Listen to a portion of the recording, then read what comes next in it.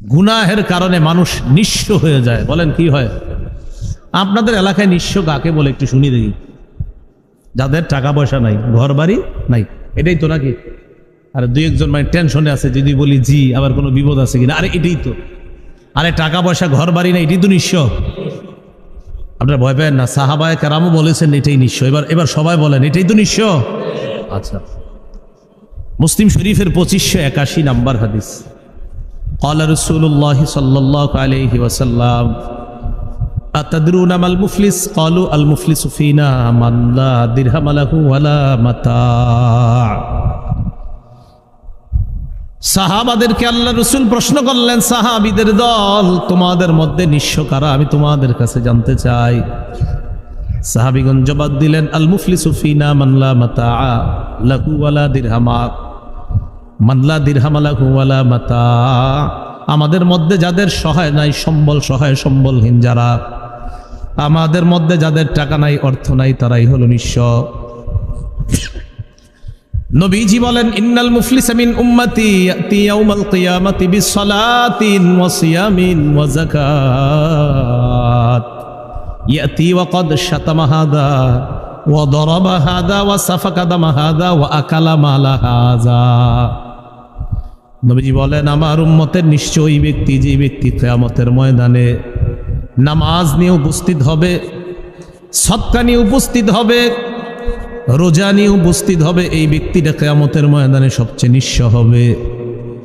সাহাবারা অবাক হয়ে যায়। আল্লাহ নবী এবার ব্যাখ্যা করে বুঝিয়ে দেয়, কিয়ামতের ময়দানে নামাজি, রোজাদার আর সৎকার ও ঢেল আমল নামা নিয়ে যেই ব্যক্তি উপস্থিত হবে, ওই ব্যক্তি যখন আল্লাহর সামনে দাঁড়াবে, ইয়াতি ওয়া ক্বাদ শাতামা হাদা, এই ব্যক্তি এমন অবস্থায় দাঁড়াবে, এই ব্যক্তি দুনিয়ার মধ্যে অমুককে গালি দিছে, যারে গালি দিয়েছে ওই ব্যক্তি তার সামনে আসবে, আসার পর বলবে, আল্লাহ, এই লোকটা নিয়মিত ফজরের নামাজ পড়ার পর আমারে গালি দেওয়া শুরু করতো, আর ঘুমের আগে গিয়ে শেষ হইতো। নামাজ পড়তো ডেলি, হজ করছে 70 বার, কিন্তু খালি গালি দিছে এই লোকটারে ডেলি। ইয়াতাহাদা মিন হাসানাতি, ওই ব্যক্তির আমল নামা থেকে ভালো আমল নামাগুলা তাকে দিয়ে দেওয়া হবে।